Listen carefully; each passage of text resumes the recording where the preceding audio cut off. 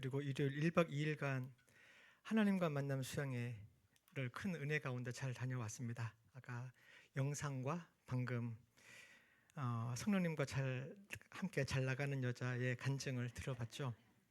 예, 아주 큰 은혜가 있었습니다. 추수감사절이죠, 오늘이.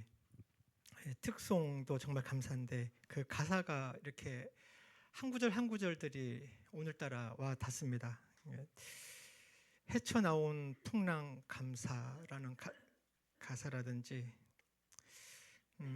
그것도 감사한 거죠.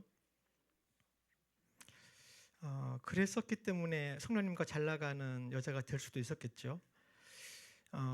내일의 희망도 감사하게 되고 그게 이제 우리가 앞으로 나가야 되는 어떤 그런 모습 아닌가 생각이 듭니다. 그 영상 보셔서 아시겠지만 아주 화려하게 가을을 펼쳐놓으신 하나님께 감사하게 되는 그런 하나님과 만남 수양회였습니다. 오늘 말씀은 사도행전 11장과 13장을 살펴보려고 합니다. 제목은 안디옥 교회에서입니다. 안디옥 교회에서. 지난번 설교에서 말씀드렸던 것처럼 사도행전에서 가장 중요한 사건 두 가지가 성림 강림 사건과 사울의 회심 사건이라고 했죠. 마가다락방에서 있었던 성령 강림 사건으로 초대 교회인 예루살렘 교회가 세워졌고, 그리고 다메섹 도상에서 사울의 회심 사건으로 사울이 이방인의 사도로 부름받는 그런 장면이 펼쳐졌습니다. 그리고 이제 교회가 이방인들에게 확장되는 것은 오늘 살펴볼 이 안디옥 교회에서 본격적으로 시작이 됩니다. 어떻게 전개되는지 그 배경과 과정을 오늘 살펴보려고 합니다. 그리고 오늘 본문을 통해서 원하지 않는 상황에 우리가 처했을 때, 안디옥 교회 성도들이 그랬거든요.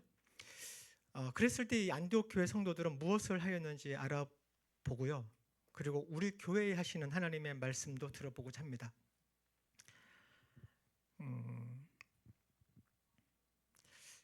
먼저 성경 오늘 본문을 같이 좀 읽어보겠습니다.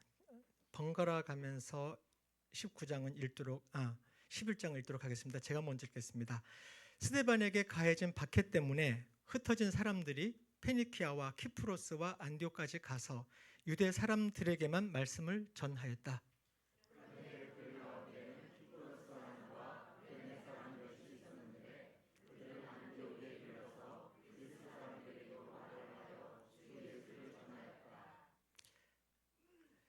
주님의 손이 그들과 함께 하시니 수많은 사람이 믿고 주님께로 돌아왔다.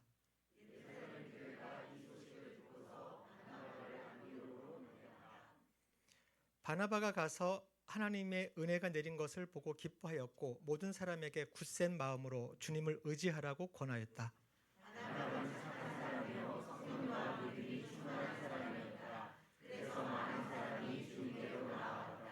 바나바는 사울을 찾으려고 다소로 가서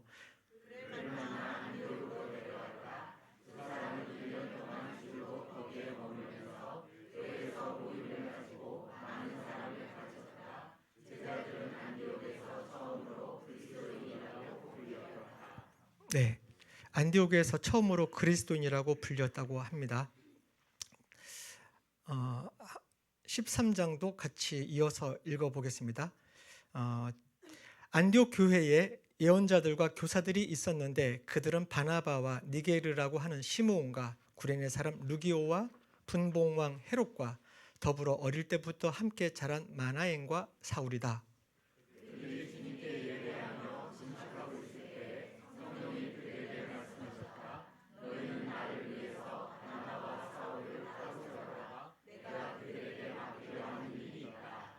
그래서 그들은 금식하고 기도한 뒤에 두 사람에게 안수를 하여 떠나보냈다.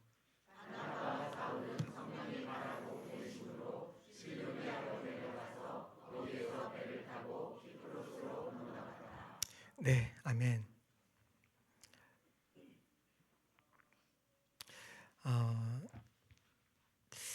안디옥 교회가 시작이 되어진 모습들을 우리가 11장에서 찾아볼 수 있습니다. 여기에서 집중을 하고 싶은 구절이 있습니다. 바로 박해 때문입니다. 박해 때문에. 스데반에게 가해진 박해 때문에 흩어진 사람들. 스데반 집사님이 순교한 이후에 예루살렘 교회에는 대대적인 박해가 가해졌습니다.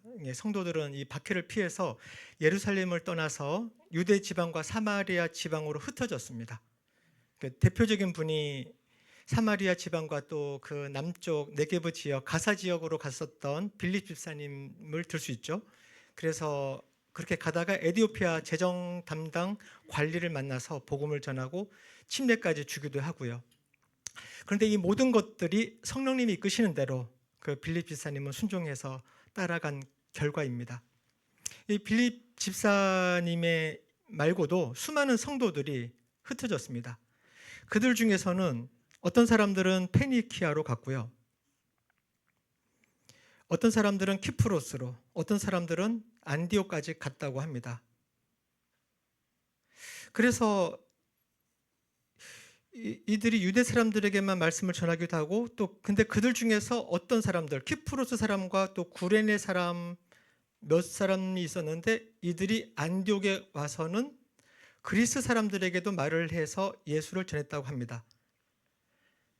예,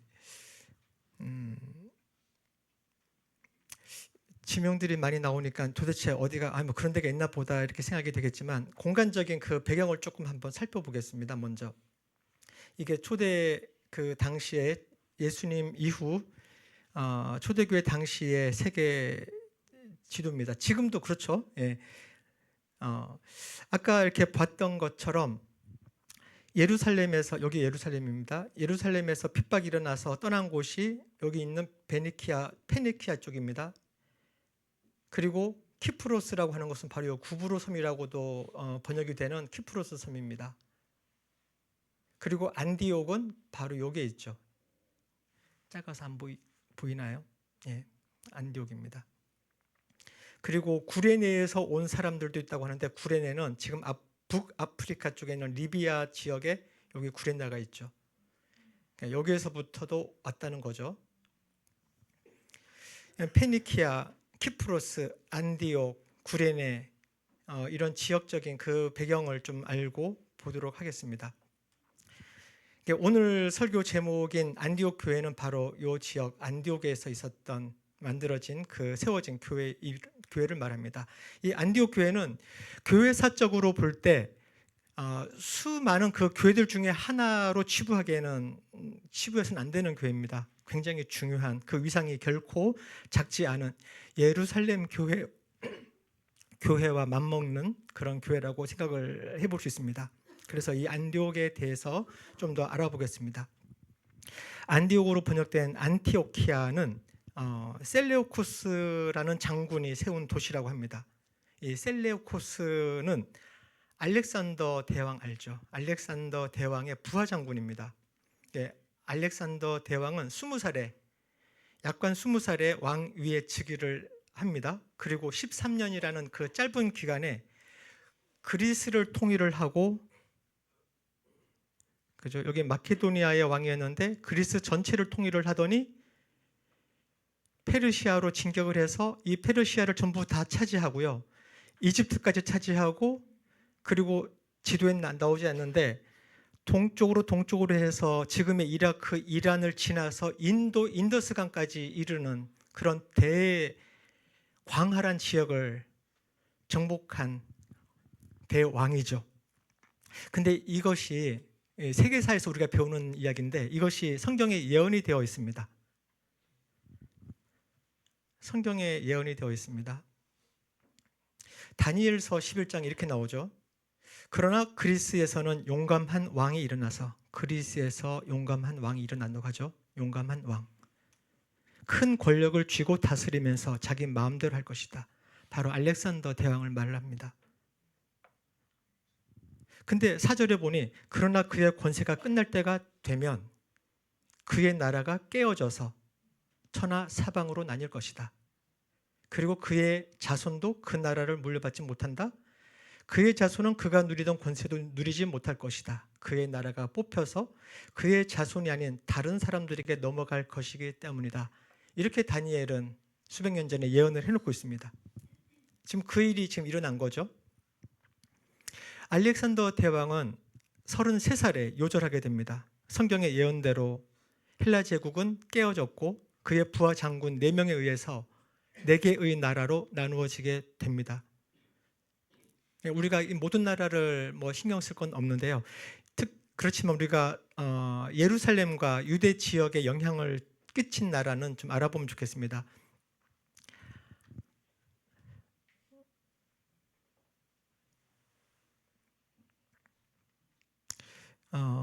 예루살렘이 여기고 여기 이스라엘 지역이잖아요. 그래서 여기에 이 광활했던 이 헬라 제국이 4군데로 나뉘어지는데 하나는 남쪽 지역입니다. 여기는 이제 프톨레미우스 왕조라고 해서 이집트를 중심으로 한 왕조가 펼쳐지고요.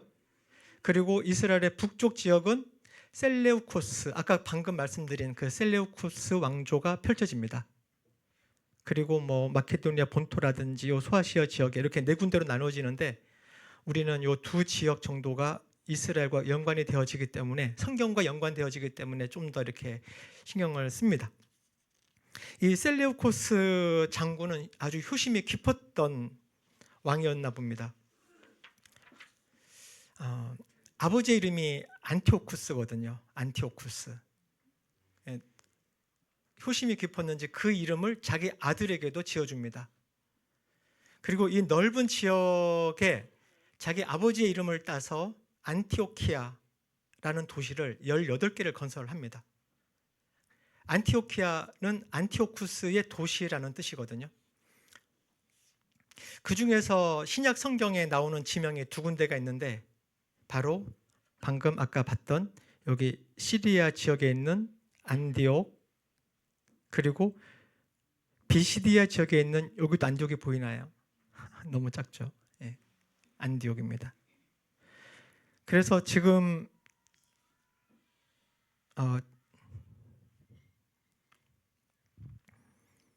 제가 시리아라고 했더니 아이패드에서 지금 반응을 하고 있어서 들어가. 여기는 표시가 안 됐네요. 네. 들어가.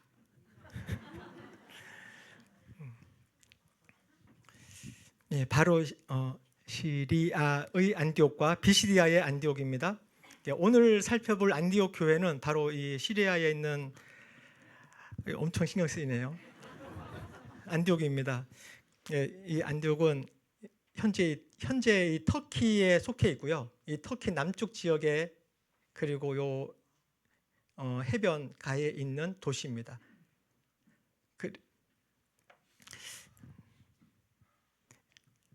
그리고 이제 이 셀레우코스 장군은 안디옥 근처 해변에다가 자기 자신의 이름을 따서 셀레우코스잖아요. 그래서 자기 이름을 따서 실루기아라고 하는 항구 도시를 건설해요. 네, 셀레우코스, 셀루키아, 안티오쿠스, 안티오키아 이렇게 되는 거잖아요, 그죠? 그러니까 셀루키아. 아까 우리가 성경에서 읽었던 실루기아로 내려가서 거기에서 배를 타고 키프로스 넘어갔다고 하잖아요. 그러니까 여기 안디옥에서 바울과 바나바가 선교사로 파송이 되어져서 실루기아로 간 다음에 여기서 배를 타고 키프로스로 넘어갔다는 요 이야기입니다. 지리적인 배경은 이렇습니다. 1세기 당시 로마 제국에서 이 시리아의 안디옥은 로마 알렉산드리아에 이어서 인구가 25만 명 정도 되는 3번째로 큰 도시였다고 합니다. 그래서 문화적으로는 헬레니즘이 저변에 깔려 있고요. 그리고 정치와 군사적으로는 로마 제국의 군대가 주둔하던 곳입니다. 로마로 향하는 도로가 잘 깔려 있었고요. 그리고 육상과 해상 교통의 중심 도시였습니다. 당연히 상업적으로도 아주 번창하던 도시입니다. 그러니까 경제, 군사, 정치, 문화, 교통의 중심지였으며 또 그러다 보니까 헬라인, 그리고 시리아인, 유대인, 로마인, 등 다양한 민족들이 어울려서 살던 국제 도시였습니다. 그러니까 이 안디옥에는 주변에서 사람들이 몰려드는 그런 도시였습니다. 그런데 사람들이 몰려들다 보니까 인구 밀도는 자연스럽게 높아지고요. 그에 따라서 빈부격차가 심해지고 주거비가 비싸고, 그 인구 밀도가 높을수록 범죄율도 점점 높아지잖아요. 무질서가 성행하는. 그러니까 안디옥도 예외는 아니었습니다. 그것이 당시 1세기 당시에 이 안디옥에 대한 어떤 시대적인 배경과 지리적인 배경들입니다. 다시 아까 우리 읽었었던 성경 구절로 돌아가 보겠습니다. 그런데 20절, 그런데 그들 가운데에는 키프로스 사람과 구레네 사람 몇이 있었는데 그들은 안디옥에 이르러서, 안디옥에 왔습니다, 이 사람들이. 그리고 이들은 그리스 사람들에게도 말을 했다고 합니다. 그리스 사람들에게 말을 했다. 근데 이 안디옥에 온 이 사람들, 키프로스 사람과 구레네 사람들, 이 사람들은 자기 뜻대로 자기가 오고 싶어서 안디옥에 온 것은 아니었습니다. 무엇 때문에 왔다고요? 박해 때문에. 박해 때문에 흩어질 수밖에 없어서, 피해서, 피난차 가다 보니 안디옥까지 오게 된 거죠. 근데 우리가 살다 보면 내가 원하지 않는데 우리 삶의 자리를 옮겨야 될 때가 종종 있습니다. 오늘 본문에서 보고 있는 이 사람들처럼요. 어쩌면 우리의 생각의 저변에, 저 무의식의 어느 구석에 우리도 이와 비슷한 생각이 있지 않을까 하는 생각도 들었습니다. 내가 잘못해서 그런 게 아닌데도 다가오는 환난, 고난, 이런 것들이 있죠. 내가 잘못한 게 아닌데, 지금 예루살렘에서 신앙생활 잘 하던 이 사람들이 잘못한 게 아니잖아요. 근데 어느 날 갑자기 스데반 집사님이 순교당하더니 대대적인, 그 당시 종교 지도자들에 의한 대대적인 박해가 벌어지고, 그래서 살기 위해서 어쩔 수 없이 그 삶의 자리를 떠날 수밖에 없었던 사람들입니다.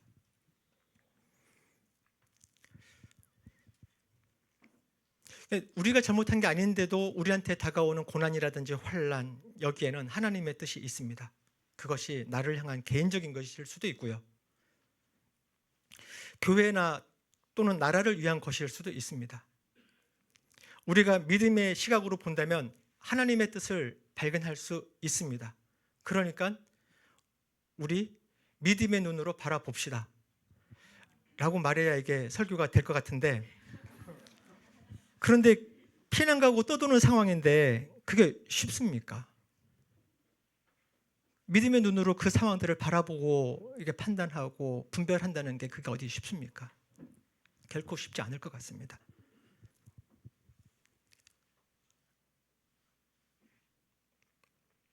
방금 아멘 하신 분들은 진짜 믿음 좋으신 거예요.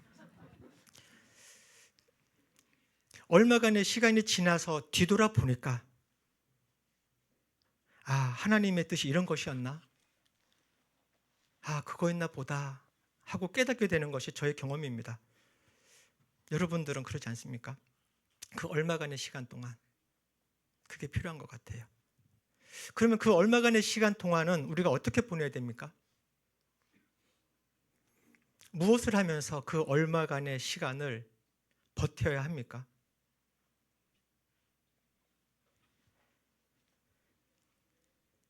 방금 읽었던, 우리 본문에서 읽었던 이 사람들, 박해 때문에 흩어졌고 그래서 피난해서 왔던 이 사람들, 그래서 안디옥까지 온 이 사람들은 말씀을 전했다고 하네요.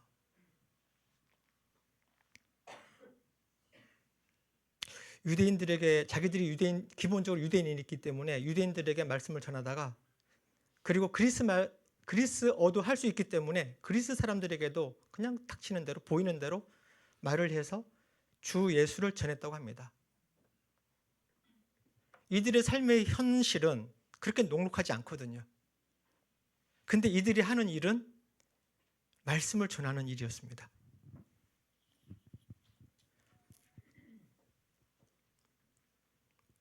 이들에게는 말씀을 전하는 것이 이들의 삶의 기본이었나 봅니다.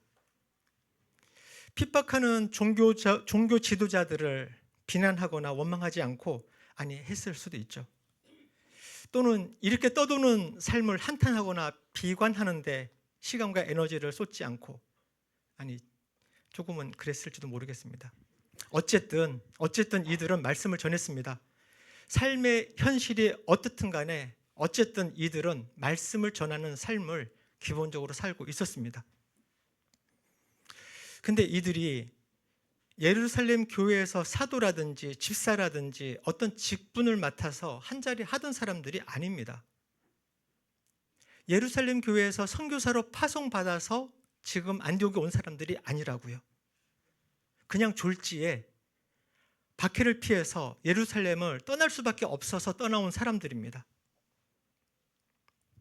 그런데 이런 평신도들이 어떻게 말씀 전하는 삶을 기본으로 살아가게 되었을까요?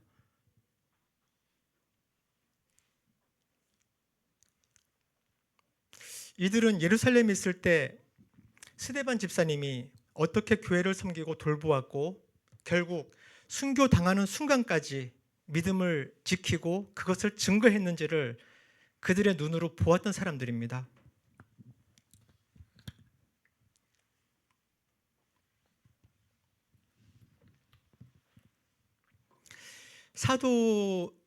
열두 사도들, 사도들과 집사들이라는 리더십들 이외에도 또 집사라는 타이틀은 없었지만 요셉과 마리아 남매 같은 수많은 평신도들이 교회를 섬기는 모습을 보고 배웠습니다. 요셉과 마리아 남매라고요? 부부 아니었나요? 요셉과 마리아가? 요셉과 마리아가 남매라고 하니까 이게 무슨 말인가 궁금하시죠? 예수님의 부모님은 요셉과 마리아 맞죠?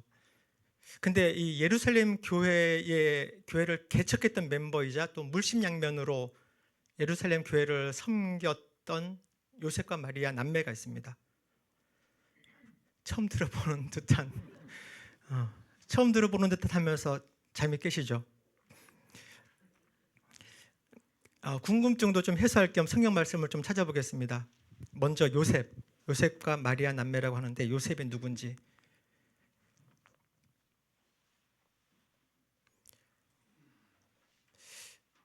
사도행전 4장 36절부터 37절 보니 키프로스 태생, 아까 우리 지도에서 봤죠? 지중해 상에 있던 그 섬, 구부로 섬 키프로스라고 합니다. 이 키프로스에서 태어난 레위 사람이고 또 사도들에게 바나바, 곧 위로의 아들이라는 뜻의 별명을 받은 요셉이,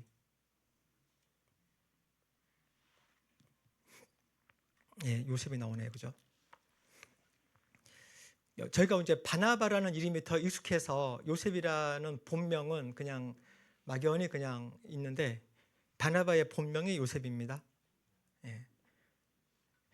다음 이제 마리아를 봐야 되겠네요. 요셉과 마리아 남매라 했으니까 마리아.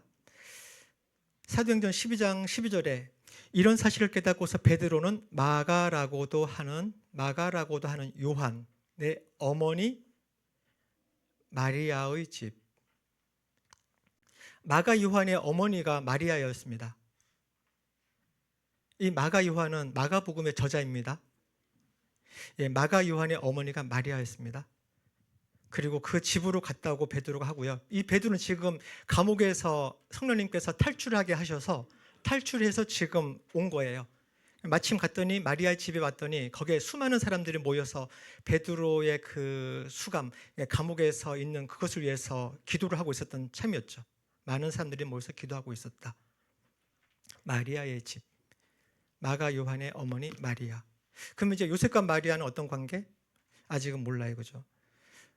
골로새서 4장 10절에는 이런 구절이 있습니다. 나와 함께 갇혀있는 아리스다고와 바나바의 사촌인 마가가 여러분에게 문안합니다. 그러니까 바울이 감옥에 갇혀 있으면서 편지를 쓰는 건데 자기와 지금 함께 감옥에 갇혀 있는 사람이 두 명 있는데 아리스다고와 그리고 마가가 있다고 하는 겁니다. 근데 마가를 설명을 하는데 바나바의 사촌 생질이라고 표현을 합니다. 헬라어로 아넵시오스라고 하는 단어인데 이 단어는 사촌, 생질, 조카 이런 뜻을 가지고 있는 단어거든요. 그냥 가까운 친척, 혈연 관계에 있는 사람을 일컫는 단어입니다. 그래서 세번역으로는 사촌으로 번역이 되어 있고요. 개역 개정으로는 생질로 번역이 되어 있습니다. 생질이면 조카잖아요, 그죠? 그러면 바나바와 마가가 조카, 삼촌, 외삼촌 관계면 마가의 엄마와 바나바는 남매 간인 게 맞잖아요, 그죠? 뭐 중요한 건 아닌데.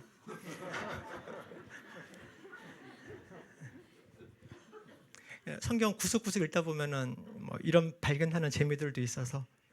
네. 여기서 좀 더 나아가서 어떤 영적인 깨달음을 얻으려면 이제 뭐 마가 요한에 대해서 또는 이 마리아 자매님의 그 헌신적인 뭐 이런 얘기들도 하고 하면 좋은데 좀 더 해보겠습니다. 그러면 사도도 아니고 집사도 아닌 평신도인 이 바나바 요셉이 교회를 위해서 자신의 밭을 팔아서 그 돈을 헌금하는 모습을 보면서 신앙을 키워갔습니다. 누가요? 그 박해 때문에 피난을 왔던 이 사람들은 예루살렘 교회에 있을 때 이들이 보았던 것이 스데반의 순교고 그리고 바나바와 마리아가 어떻게 교회들을 섬겼는지 그것을 눈으로 보았던 사람들이라고요. 역시 평신도인 요셉의 누나 마리아가 어떻게 예루살렘 교회를 희생적이고 세심한 리더십으로 섬기는지를 보면서 신앙인의 자세를 배웠습니다. 아까 마리아의 집에 많은 사람이 모여서 기도하고 있었다라고 읽었죠. 마리아 집에 많은 사람들이 모여서 기도하고 있었다. 저희는 그냥 사도행전 쭉 읽어나가면서 그냥 읽고 지나갈 만도 한데 그냥 무심히 읽고 지나가기 쉬운데 한번 생각해 봅시다. 마리아의 집은 오순절 성령님이 강림하셨던 그 마가다락방이 있는 집이거든요. 마가다락방에 120명 정도가 들어갔다고 하죠. 이 정도 사이즈의 다락방에 있는 집입니다. 요것만 달랑이 있지 않겠죠. 아래층에는 뭐 수많은 방들도 있었을 거고 그럼 120명이 뭐 가까운 곳에 사는 사람들은 집에 갔다 왔다 하면서 기도했겠지만 멀리 있는 사람들은 그냥 그 집에 숙식을 하면서 기도하고 했겠죠. 그러면 그 수많은 사람들이 120명이 넘는 사람들이 한꺼번에 먹을 음식을 만들고 차리고 치우고 분리수거하고 예배드리고 기도하고 이렇게 할 수 있는 이 모든 환경들은 누가 만들죠? 마리아 자매님이 만든 거예요. 마리아 자매님이. 이 일들이 좀 많습니까? 해보신 분들은 알잖아요, 그죠? 마리아는 그렇게 자신의 재산과 자원을 교회를 섬기는데 온 힘을 다해서 썼습니다. 그것을 박해 때문에 피난 온 사람들이 보고 배운 건 거죠. 근데 우리가 흔히 초대교회 모습을 오해하는 부분이 좀 있습니다. 아무도 사도행전 4장, 5장에 보면 이제 초대교회 모습을 이야기를 하면서 공동 소유 생활에 대한 이야기를 하거든요. 아무도 자기 소유를 자기 것이라고 하지 않고 모든 것을 공동으로 사용하였다. 땅이나 집을 가진 사람들은 그것을 팔아서 그 판 돈을 가져다가 사도들의 발 앞에 놓았고 사도들은 각 사람에게 필요에 따라 나누어 주었다. 이런 구절을 보면서 우리가 혹시 부담을 느끼거나 또는 불편해하는 사람들이 혹시 있을지 모르겠습니다. 그런데 이렇게 예수님을 믿고 이렇게 은혜 받으면 전부 다 팔고 내 건 없고 그냥 이렇게 살아야 되는가? 그건 아닙니다. 오늘 봤던 것처럼 바나바 요셉처럼 은혜로 자신의 밭을 팔아서 사도들을 통해서 가난한 사람들을 구제하고 교회를 섬길 수도 있고요. 요셉의 누나인 마리아처럼 자신의 재산을 가지고 교회를 먹이고 재우고 모임 장소로 제공하는 것으로 교회를 섬길 수도 있습니다.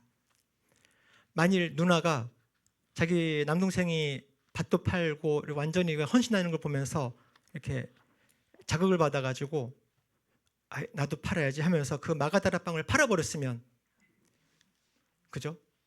그러면은 그 초대교회 사람들은 어디서 모였겠어요, 그죠? 맨날 장소 찾아서 여기저기 헤매고 그러지 않았겠습니까? 그러니까 거기에 우리가 이렇게 부담을 느끼거나 할 필요는 없습니다. 저는 저희 청년들에게 여러분들은 진짜 부자가 되시라고, 그래서 아파트도 한 100평 이런 거 사시고 뭐 지방에도 집 한두 채 좀 있고 동해안에 서해안에 그렇게 좀 있고 그래야 우리 교회 그다음에 청년들이 수양회를 간다든지 뭐 이렇게 할 때 그죠? 그런 거 이용할 수 있잖아요. 그렇게 하시라고 그렇게 도전하기도 합니다. 스데반, 바나바, 마리아 이런 사람들을 보면서 신앙생활은 이런 것이구나 하면서 배운 사람들이 박해 때문에 흩어진 것입니다. 그들은 자기가 있는 곳에서 이제 떠나온 그곳에 있는 그 장소에서 예루살렘에서 보고 배웠던 그대로 교회를 섬기고 하나님 나라를 확장하는데 헌신적이고 순교까지도 무릅쓰는 그런 사람들이었습니다. 제자는 듣고 배우는 게 아니라고 합니다. 보고 배운다고 하죠. 우리가 부모의 말을 듣고 배우는 게 아니죠. 부모의 행동을 보고 배웁니다. 우리가 다음 세대를 생각할 때 염두에 두어야 되는 그런 말인 것 같습니다. 이들은 스데반과 바나바, 마리아의 행동을 보고 그들이 말이 아니라 그들의 행동을 보고 배우는 신앙을 배웠습니다. 21절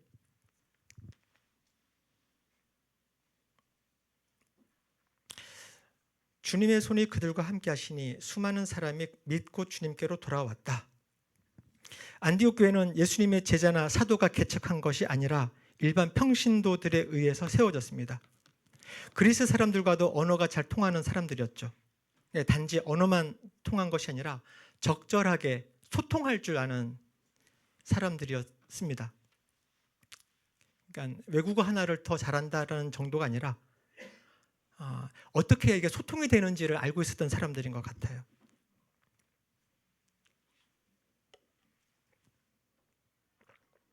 그렇게 유추를 해볼 수 있는 것은 이들이 그리스 사람들에게 말을 하는데요. 그리스 사람들에게 말을 하는데 어떻게 말을 하냐면은 주 예수라고 하거든. 주 예수를 전했다고 합니다. 주 예수. 근데 이것이 뭐 어째서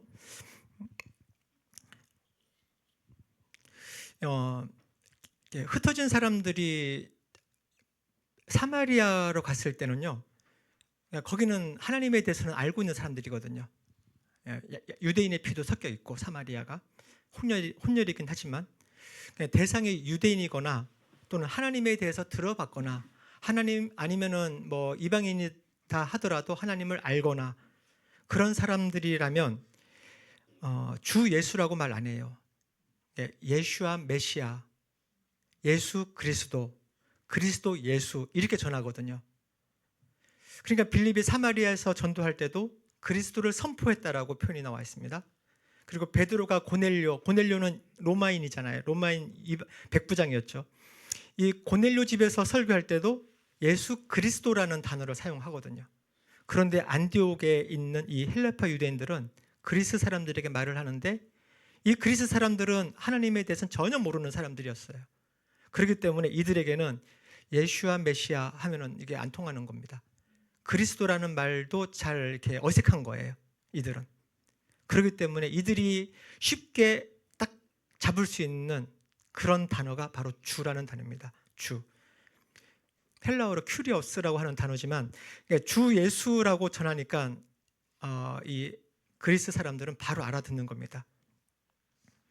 왜냐하면 이 주라는 용어가 이 헬라인들에게는 신에 대한 신에 대한 경칭어로 사용된 용어였거든요.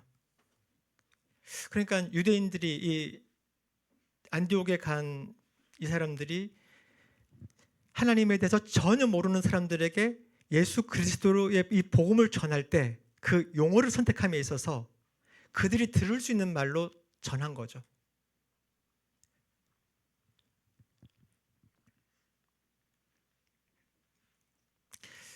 그러니까 이렇게 그 이방인들과 그 눈높이를 같이 맞추면서 이렇게 소통한 결과 그 결과가 방금 읽었던 21절 주님의 손이 그들과 함께 하시며 함께 하셨습니다. 그리고 수많은 사람들이 믿고 주님께로 돌아왔다고 합니다. 그러니까 뭐 사도가 와서 전도하고 한 거 아닙니다. 어떤 집사님들이 오셔서 한 거 아니에요. 그냥 자기 삶의 현장에서 느닷없이 피난할 수밖에 없는 상황이 돼가지고 그렇게 흘러 온 사람들이 그냥 삶의 기분으로 말씀을 전하다가 세워진 교회가 안디옥 교회입니다. 그 소식을 예루살렘 교회에서 들었죠. 그리고는 바나바를 안디옥으로 파송합니다. 이 정도 됐을 때 바나바는 그냥 형제 수준은 아니었던 것 같아요. 그죠? 초대교회 7 집사 중에도 바나바는 들지 못했습니다. 그냥 형제였어요. 그죠? 그렇지만은 이때는 어느 정도의 그 레벨이 있지 않았을까 생각합니다. 그래서 안디옥 교회를 더 세우고 돕기 위해서 예루살렘 교회는 바나바를 안디옥으로 파송합니다. 받기 때문에 안디옥까지 오게 된 사람들은 이미 바나바를 알고 있죠. 예루살렘에서 알고 있던 그 바나바가 담임 목회자로 오게 된 거죠. 그러니까 더욱 힘을 얻게 되고 더 많은 사람들이 주님께로 나와왔습니다. 그 소식이, 그 이야기가 바로 23절, 24절 이렇게 나오는 겁니다. 예. 그래서 모든 사람에게 굳센 마음으로 주님을 의지하라고 권했고, 그러니까 많은 사람들이 주님께로 나와왔다고 합니다. 부흥이 일어나는 겁니다. 혼자서 다 감당이 안 돼요, 바나바가. 그렇기 때문에 이 상황에서 가장 자기를 잘 돕고 하나님의 일들을 같이 해나갈 수 있는 사람, 사울을 찾아서 다소로 갑니다. 이때 사울은 자기 고향인 다소에 있었거든요.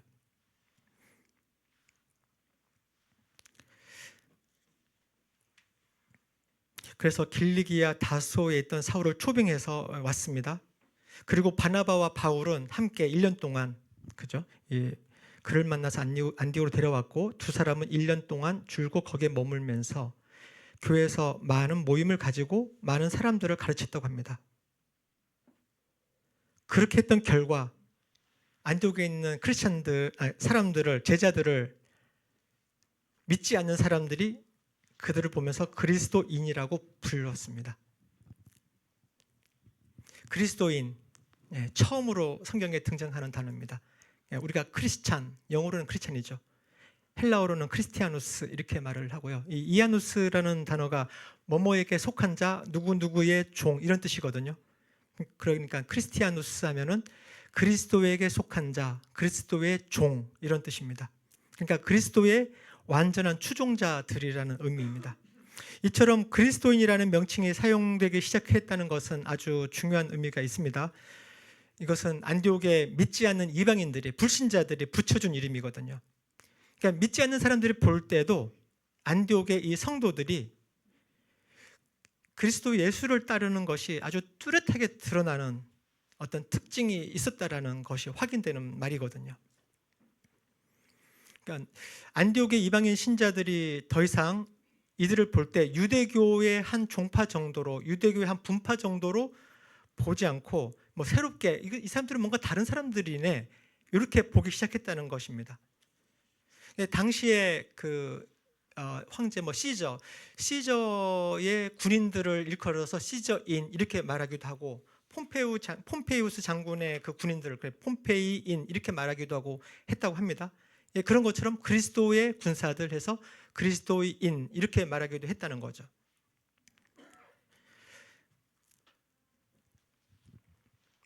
처음에는 좀 조롱이 담기고 야유가 섞인 그런 의미가 있었습니다. 우리가 예수쟁이 할 때에 느끼는 그런 이미지처럼 그런 조롱이 담긴 말이었지만, 제자들은 이러한 표현을 거절하지 않았던 것은 그들이 정말로 자기들의 정체성 속에 나는 그리스도의 군사다, 그리스도의 군사로 전신갑주를 입었다 이렇게 생각하는 정체성이 있었기 때문에 그것을 그냥 기꺼이 그 그리스도인이라고 불려지는 것을 받아들인 것 같습니다.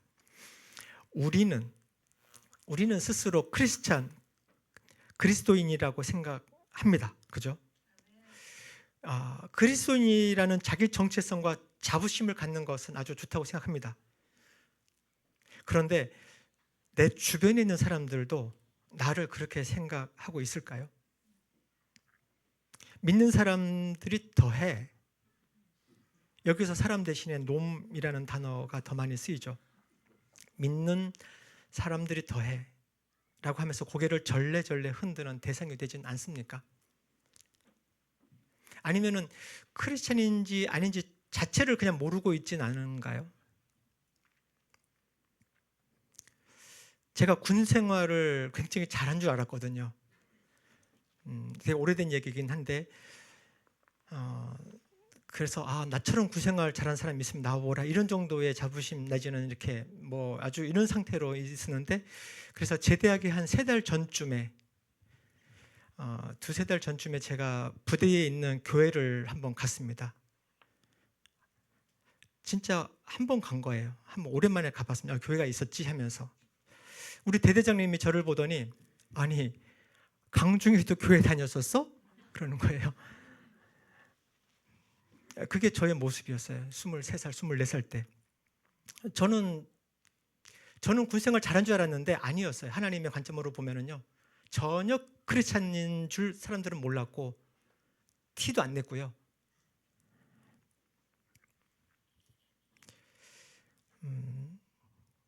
근데 우리가 그렇게 그러고 있지는 않을까요? 인도의 간디가 말하기를 자기는 그리스도는 인정하고 존경하지만 그리스도인들은 인정할 수 없다고 합니다. 왜 그렇습니까? 예수를 조금도 닮지 않았기 때문입니다. 그리스도인들이 그리스도를 믿는다고 하면서 조금도 그리스도를 닮으려고 하지 않는 것을 이상하게 생각한다고 말했습니다. 이 그리스도인이라는 칭호는 엄밀히 말해서 믿지 않는 이들이 나의 생활, 가치관, 내가 추구하는 것들을 보고 불러주는 칭호여야 되죠.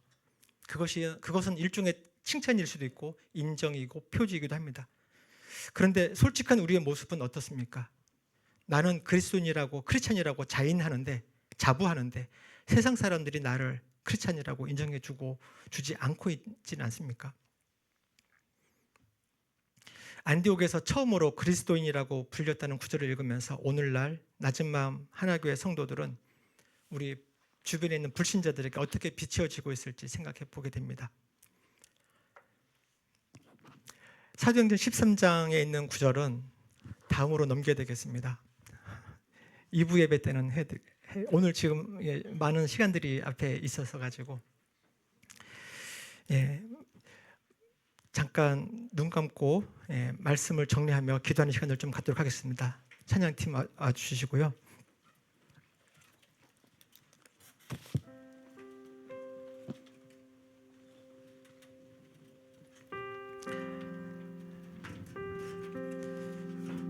우리가 살다 보면 원하지 않는 상황들이 우리 삶에 펼쳐집니다. 그 원인이 내가 아닌 외부에서 주어져서 전혀 원치 않는데 삶의 터전을 옮겨야 되는 그런 상황이 펼쳐지기도 합니다. 오늘 보았던 안디옥에 왔던 사람들처럼요.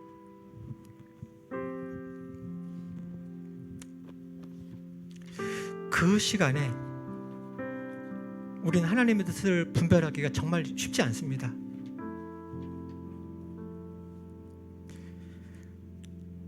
그럴 때 우리가 무엇을 바라보고 있어야 될지, 그때 우리는 무엇을 하고 있어야 될지 그 이야기를 오늘 생각을 해봤으면 좋겠습니다. 안디옥에 있던 성도들은 말씀을 전했습니다. 그리고 13장에 보면 기도하고요, 예배드렸고요, 금식했습니다. 그렇게 하면서 성령님의 인도하심을 구했습니다. 그것이 그리스도인, 크리스찬이라고 불려졌던 사람들의 삶의 기본적인 모습이었던 것입니다. 우리가 그리스도인입니다. 스스로 자부합니다. 그렇다면 우리의 기본적인 자세는 어떠해야 되겠습니까?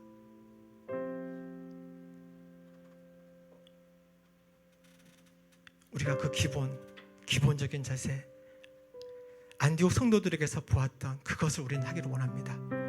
그렇게 헌신 나눈 시간을 가졌으면 좋겠습니다. 오소서 진리의 성령님, 함께 일어나서 찬송 부르면서 헌신 나눈 시간 갖겠습니다. 오소서 진리의 성령님, 땅은 들며 임하소서. 거짓과 탐욕 죄악에 무너진 우리 가슴 정케 하소서. 오소서 은혜의 성령님, 오소서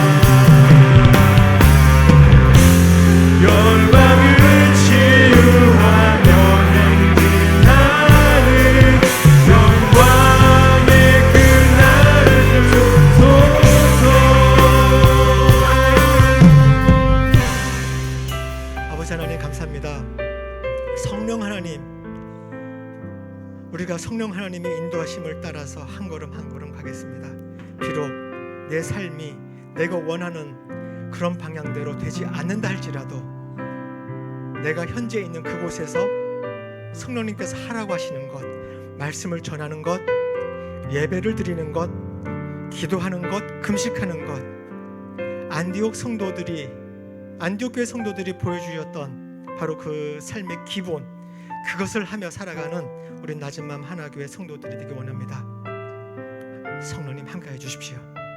감사드립니다. 예수님 이름으로 기도했습니다. 아멘.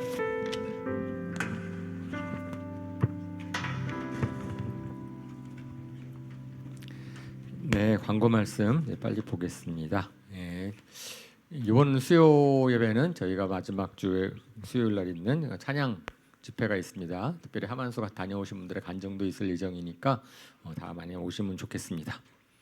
네, 오늘 추수감사절 예배로 저희가 좀 드리고 있습니다. 그래서 특별히 또 점심시간에는 떡과 귤도 준비되어 있어요. 특히 귤은 우리 박세라 선교사님께서 이제 섬겨 주셨는데 12월 2일 날 다시 레바논으로 들어가십니다.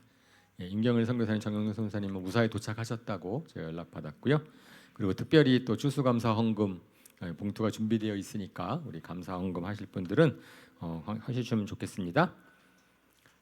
매달 첫 번째 주일날 아침에 부모 기도 모임이 있습니다. 그래서 자녀들을 위한 우리 교회의 다음 세대를 위한 기도에 함께하실 분들 다 오시면 좋겠고요. 특별히 또 12월부터 오전 10시 반부터 11시까지는 우리 문홍수 목사님께서 영성 훈련을 주제로 목양실에서 성경 공부를 해주신다고 합니다. 2025년도 FHS 선도자 홈스쿨 신입생 모집하는 광고 지금 계속 나가고 있는데요. 참고해 주시면 좋겠습니다. 예, 또 1년이 다 가고 있습니다. 그래서 2024년도 저희가 성경 암송 우리 송구영 신예배 때 또 하잖아요, 항상. 거기 이제 11월까지의 그 성경 구절들이 저희 뒤에 있습니다. 그래서 참고하실 분들은 본당 암송 구절 복사한 거 가져가시면 좋겠고요. 또 PDF 파일은 저희가 가족 학통방에 올려드리도록 하겠습니다. 예, 주차 이제 겨울이 되면은 주차가 좀 어려워집니다. 그래서 주일날에 저희 성도님들께서는 자리가 별로 없다 그러면은 좀 다른 곳에 아파트 단지 내외 바깥에 좀 주차를 해주셨으면 좋겠고요. 새로 오신 분들이나 몸이 불편하신 분들, 그리고 오래 계시는 분들을 위해서 좀 배려해 주셨으면 좋겠습니다. 네, 오늘 저희 교회를 처음 방문하신 분들을 저희가 소개해드리고 환영하겠습니다. 우리 박만수 형제님의 아버님, 우리 박영인 아버님 오셨는데요. 잠깐 일어나시면은 하겠습니다. 예. 우리 만수 형제 결혼식 때 멀리서 뵌 적은 있는데 교회에 오셔서 뵌 적은 처음이네요. 예, 또 우리 반가운 분 있습니다. 심혜영 간사님의 예비 남편 김홍진 형제님 오셨습니다. 예, 반갑습니다. 예, 지난 수요일부터 오시기 시작하셨습니다. 날짜가 2월 8일입니다. 예, 또 우리 송영미 자매님의 언니 송영선님 방문해 주셨습니다. 예, 반갑습니다. 네, 예, 이번 주 우리 암송 구절 같이 읽고 마치도록 하겠습니다. 예, 시작. 바나바는 사울을 찾으려고 다소로 가서 그를 만나 안디옥으로 데려왔다. 두 사람은 1년 동안 줄곧 거기에 머물면서 교회에서 모임을 가지고 많은 사람을 가르쳤다. 제자들은 안디옥에서 처음으로 그리스도인이라고 불리었다. 아멘. 예, 예배 마치겠습니다.